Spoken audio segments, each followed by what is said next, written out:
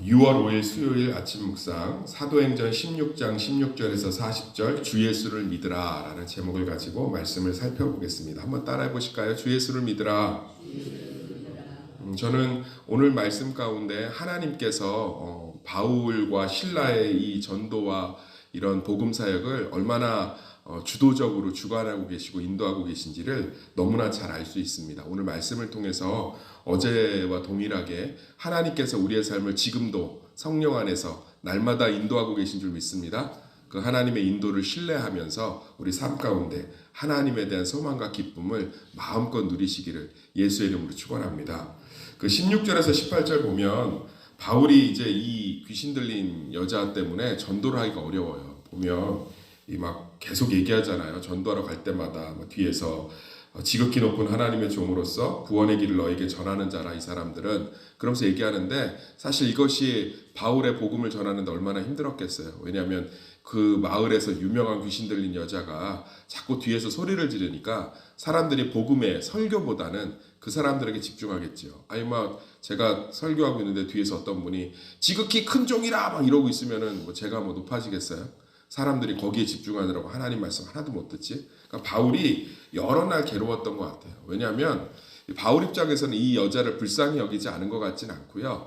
이제 귀신을 쫓아내긴 해야 되는데 귀신을 쫓아내면 분명히 복음을 전할 수 없잖아요. 분명히 이것 때문에 또 쫓겨나니까. 이제 바울 가운데 이런 일이 반복돼요. 마을 가서 귀신 쫓아내면 또 아니면 또 어떤 사건들 가운데 휘말리면 또 그것 때문에 구실이 돼서 쫓겨나고 복음을 전하지 못하고 이러니까 바울이 많이 참았던 것 같아요. 근데 도저히 안 되니까 이제 바울이 이렇게 귀신을 내쫓고 있습니다.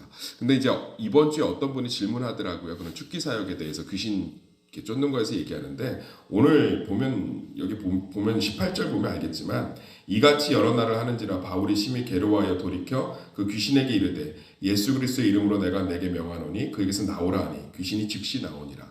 성경은 의외로 귀신을 이렇게 죽기 이렇게 쫓아내는 것에 있어서 우리가 생각하는 그 무속신앙적 모습이 많이 없어요.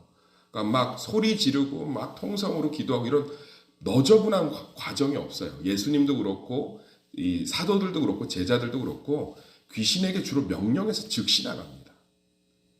그러지 못한 경우는 오히려 믿음이 없다라고 보는 것들이 있어요. 예수님 기도하러 가셨을 때 밑에서 막 웅성웅성하면서 애쓰면서 귀신 쫓아내려고 했는데 안 쫓아지죠. 근데 예수님이 그냥 명령하면 나가잖아요. 제가 다시 한번 말씀드리지만 귀신은 예수님과 대적하는 관계가 아닙니다. 명령을 받아야 될 악한 영에 불과하는 줄 믿습니다. 하나님과 온 우주와 모든 영들은 하나님에게 순복할 존재지 절대로 대적해서 뭐 나가라는데 뭐 안 나가고 버티고 있고 이럴 수가 없어요. 그만큼 우리가 믿는 예수와 복음, 성령의 권능이 큰 줄 믿습니다. 정말로 그러한 바른 관점들을 좀 성경적으로 갖고 있어야 돼요. 뭐 그건 여담이고 아무튼 그래서 이제 사도 바울이 이것을 쫓아내죠. 어쩔 수 없잖아요. 그래서 아주 단호하게 명령해요. 주 예수 이름으로 나가라. 그 즉시 나가요. 뭐 거기다 대놓고 막 몇 시간을 부르짖고 뭐 이런 거 없습니다. 꼼짝 못해요. 하나님의 영이 있기 때문에. 그래서 나가고 나니까 아니나 다를까 19절 한번 읽어볼까요? 19절 시작.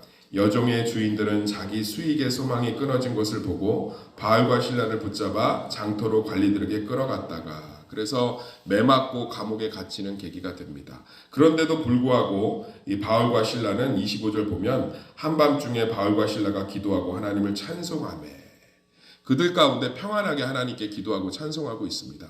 이것은 바울과 신라 안에 무엇이 있냐면 모든 것들 가운데 하나님의 인도하심이 있다는 거예요.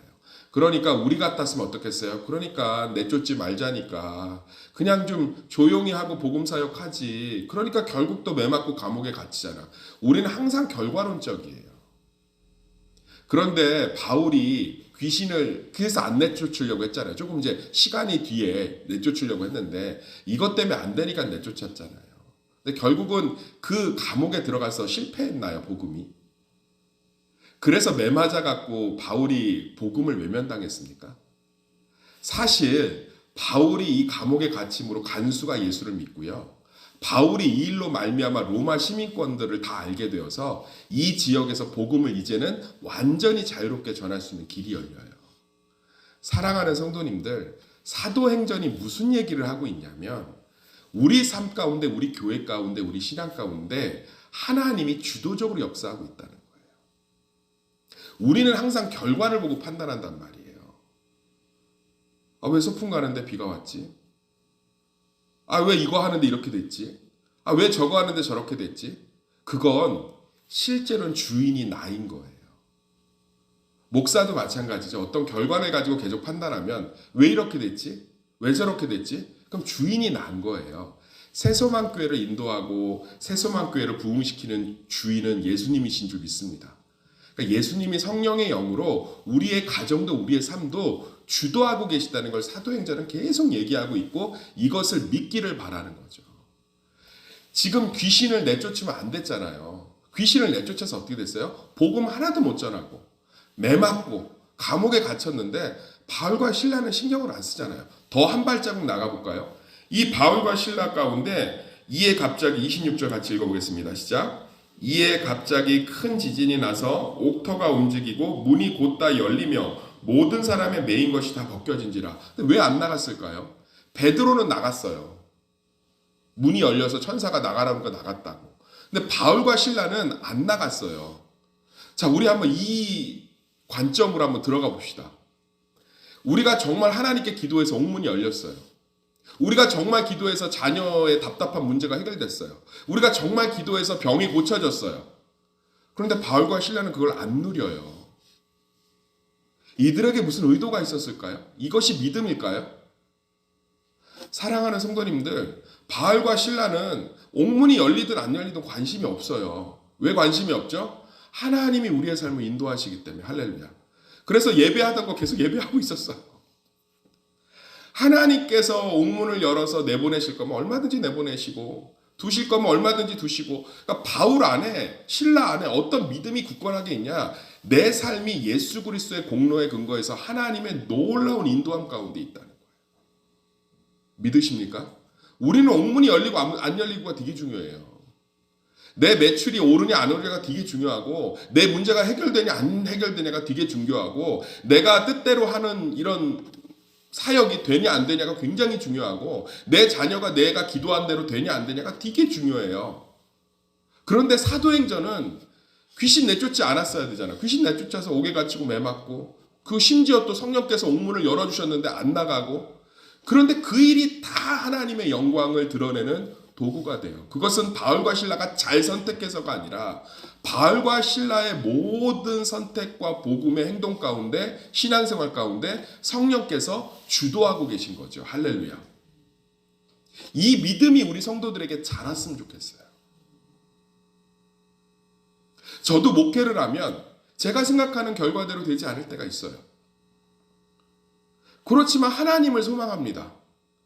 목회는 제가 하는 게 아니라 하나님이 하시기 때문에 하나님께서 하나님의 길들로 그것들을, 우리는 결과들을 가지고 모든 걸 평가해요. 잘했느니 못했느니 판단합니다. 여기 결과 갖고 제대로 평가하면 바울과 실라는 완전히 실패한 사역자예요. 그 타이밍 못 맞춰갖고 두드러 맞고 감옥에 갇히고, 또 하나님께서 옥문을 열어줬더니 안 나가고 있고 또 예배 드린다고. 그런데 그 일을 통해서 어떤 일이 벌어집니까? 30절 31절 읽어보겠습니다. 31절 32절 시작. 이르되 주 예수를 믿으라. 그리하면 너와 내 집이 구원을 받으리라 하고 주의 말씀을 그 사람과 그 집에 있는 모든 사람에게 전하더라. 간수와 그곳에 있는 죄수들과 모든 사람들이 예수를 믿는 놀라운 일이 벌어집니다. 할렐루야. 이 안에 바울과 실라가 잘한 게 뭐가 있죠? 뭐가 있어요? 뭐가 있냐고. 아니, 그 안에서 복음을 전해서 그들이 믿게 하려면 옥문이 안 열렸어야죠. 안 열려도 상관없잖아요. 바울과 실라는 관심이 없다니까. 앞으로 계속 그래요. 실패를 하든 성공을 하든 바울과 실라는 관심이 없어요. 왜냐하면 실패 속에서 하나님의 영광이 드러날 것이요, 성공 속에서도 하나님의 영광이 드러날 것이요. 할렐루야. 우리의 삶은 너무 우리의 결과의 주인이에요. 사실은 모든 인생의 결과의 주인이 나예요. 내가 선택을 잘못해서, 내가 무언가를 실수해서, 내가 무언가를 놓쳐서. 그러나 하나님은 우리의 선택과 실수와 우리의 잘못을 초월해서 역사하시는 줄 믿습니다. 갓난아기가 아무리 지방에서 어지럽히고 놀아도 부모 손바닥 아니잖아요. 부모가 다 치울 수 있고 통제할 수 있고 컨트롤할 수 있잖아요. 다 보고 있잖아요. 그래서 내버려 두는 거 아니에요. 다만 위험한 거를 먹으려고 하면 달려들겠죠. 말리겠죠. 우리는 하나님 앞에서 갓난아기보다도 더 못한 존재인 줄 믿습니다. 다 하나님의 은혜 가운데 있는 거예요. 그러면서 이제 나가라고 그러잖아요. 뭐 별 죄가 없으니까. 그랬더니 뭐라고 해요? 자기 로마의 시민권이다. 로마의 시민권이 있는 사람은 세 가지 특권이 있어요. 어떠한 죄를 지어도 절대로 사형에 처하지 않습니다. 로마의 시민권자들은. 두 번째는 세금을 부담하는 것에 있어서 면제권이 있어요. 로마의 강력한 통치수단이 세금인데 로마 시민들은 이것에 면제권이 있습니다. 세 번째는 재판받을 권리가 유일하게 있어요. 지금이야 민주주의하고 자유시대니까 모든 사람이 재판받을 권리가 있지만 이 당시는 재판은 아무나 받는 게 아니에요. 그러니까 절대로 이렇게 직결처형을 할 수 없어요. 로마 시민은. 큰일 납니다. 책임을 묻고 사형에 놓일 정도로 아주 큰 문제예요. 그러니까 로마 시민들은 절대로 사형에 당하지 않아요. 아무리 죄를 지어도. 두 번째는 세금에 대해서 면제권이 있고 어마어마한 특권이고요. 돈 버는 대로 다 모을 수 있는 거예요. 건물줄 앞듯이에요. 세 번째는 로마의 시민들은 절대로 판결 없이 징계를 받을 수 없습니다. 그러니까 바울이 얘기하는 거야. 야, 나 판결 없는데 니네들이 나 때리지 않았니? 감옥에 가두지 않았니? 나 로마 시민권이야. 시민권자야. 깜짝 놀라서 큰일 났죠. 그래서 마을에 있는 모든 사람들이 이 사람들을 영접해요. 왜냐하면 본 거죠. 로마의 관리들도 꼼짝 못하는 걸. 그래 그때부터 복음을 잘 전해요. 여기 보면 부하들이 이 말을 상관에게 보고하니 그들이 로마 사람이라 하는 말을 듣고 두려워하여 39절 와서 권하여 데리고 나가 그 성에 떠나기를 청하니 두 사람이 옥에서 나와 루디아의 집에 들어가서 형제들을 만나보고 위로하고 가니라. 이 루디아가요. 이를 통해서 유럽의 복음이 전해지는. 그래서 유럽에 있는 복음이 미국으로 건너가서 미국의 선교사들이 한국에 들어오면서 우리가 예수를 믿고 있는 거예요. 놀라운 일의 시작이죠. 사랑하는 성도님들, 우리는 하나님의 역사가 대단한 선택과 대단한 우리의 바른 것과 대단한 우리의 열정과 대단한 우리의 노력과 대단한 우리의 열심으로 확장된다고 생각합니다. 그러나 오늘 본문 말씀을 보면 목문이 열려도 안 나가고 또 귀신 쫓다가 두드러 맞고 또 로마의 시민권자인 거 밝혀갖고 오히려 또 복음이 더 전해지고. 사랑하는 성도님들, 복음은 하나님의 역사는 우리의 선택과 실수가 아니라 하나님의 주도적인 사역 가운데 우리를 사용하시는 것입니다. 우리의 실수를 사용하시고 우리의 연약함을 사용하시고. 그래서 내가 목회를 하면서 좀 결과가 내 뜻대로 되지 않고 내가 신앙생활을 하면서 결과가 내 뜻대로 되지 않아도 그 모든 것들을 사용하실 하나님을 기대하면서 소망의 끈을 놓지 않으시는 성도님들 되시기를 예수의 이름으로 축원합니다.